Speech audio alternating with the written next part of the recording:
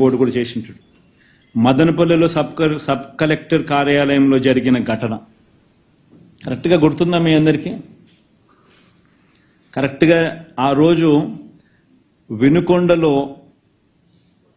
రషీద్ అని ఒక అబ్బాయిని అతి దారుణంగా రోడ్డు మీద కత్తితో నరికి నరికి నరికి మరి అన్యాయంగా, అసలు చెయ్యి అయితే పడి పక్కన పడి ఉంది. అంత అన్యాయంగా చనిపోయిన ఘటన మీద,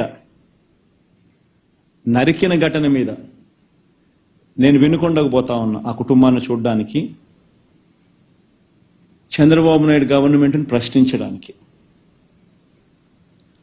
ఆ ఘటన చేసిన వ్యక్తి ఎమ్మెల్యే భార్యకు, సాక్షాత్ ఎమ్మెల్యే భార్య కేక్ తినిపిస్తా ఉన్నాడు. ఆ ఫోటో కూడా తల్లిదండ్రులు వాళ్ళ ఇంటికి పోయినప్పుడు నాకు ఇచ్చినారు.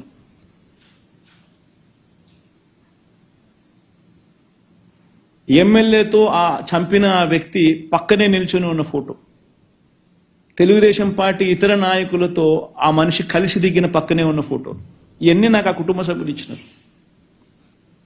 అయినా కేసులు వాళ్ళెవరి మీద కేసులు పెట్టలా పోలీసులు. ఎమ్మెల్యే భార్య మీద కేసు లేదు, ఎమ్మెల్యే మీద కేసు లేదు, ఎమ్మెల్యే ఆ local leaders, X municipal chairman వాళ్ళ మీద కూడా కేసులు. వీటి మీద నేను ప్రశ్నిస్తూ ఆ రోజు నేను వినుకొండకు పోయే కార్యక్రమం నేను చేస్తూ ఉంటే, కరెక్ట్గా అదే రోజు టాపిక్ డైవర్ట్ చేసేందుకు ఆ రోజు ఏం చేశాడు చంద్రబాబు నాయుడు ముఖ్యమంత్రిగా 2 సార్లు రివ్యూలు తీసుకున్నాడు. మదనపల్లిలో ఆర్డీఓ కార్యాలయం కాలిపోతాడు, ఎందుకు కాలింది గాడ్ నోస్. కాలితే ఒక చోట 2 సార్లు రివ్యూ తీసుకున్నాడు.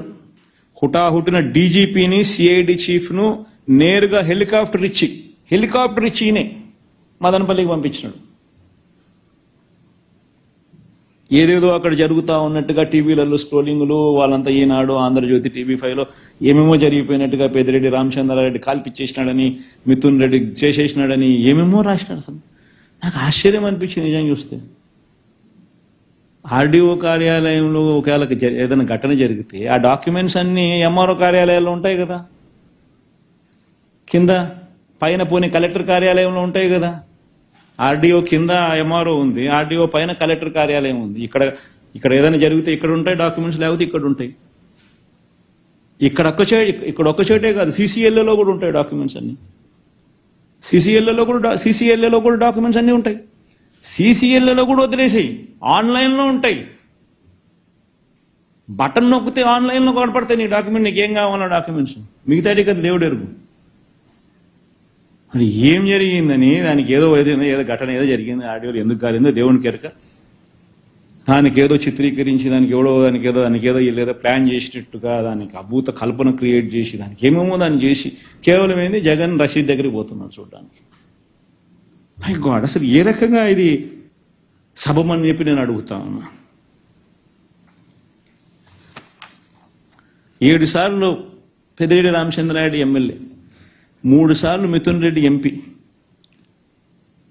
వాళ్ళకు మంచి పేరు ఉంది కాబట్టి ప్రజలు వాళ్ళని ప్రతి సందర్భంలోనూ వాళ్ళని గెలిపిస్తూ వస్తున్నారు. కేవలం వాళ్ళను అబాస్పాలు చేయాలా, వాళ్ళ మీద బురదయ్యాలా, వాళ్ళ ఇళ్ల మీద ఇల్లే దాడులు చేస్తారు. వాళ్ళ సొంత కాన్స్టిట్యున్సీ వాళ్ళు తిరుగుతూ ఉన్నప్పుడు వాళ్ళ మీద ఇల్లే దాడులు చేస్తారు. దాడులు చేసి కేసులు మళ్ళీ వీళ్ళ మీదనే పెడతారు.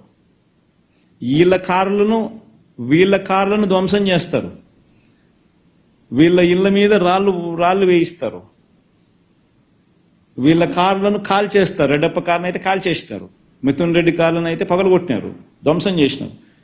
కేసు మళ్ళా మిథున్ రెడ్డి మీదనే కేసులు. ఇంతటి దారుణంగా చేస్తూ ఉంటే నిజంగా ఆశ్చర్యం అనిపిస్తుంది. అసలు రాష్ట్రంలో ఒకసారి గమనిస్తే ఎంత దారుణమైన పరిస్థితి రాష్ట్రంలో జరుగుతూ ఉన్నాయి అని చెప్పి ఒకసారి చూస్తే ఆశ్చర్యం అనిపిస్తుంది నిజంగా.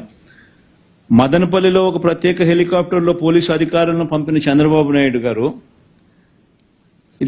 ఈ స్లైడ్కి మళ్ళొద్దాంలేమ్మా, ప్రత్యేక హెలికాప్టర్లో పంపించిన చంద్రబాబు నాయుడు కర్నూలు జిల్లాలో మచ్చుమరిలో బాలిక కుటుంబానికి న్యాయం చేయడానికి మాత్రం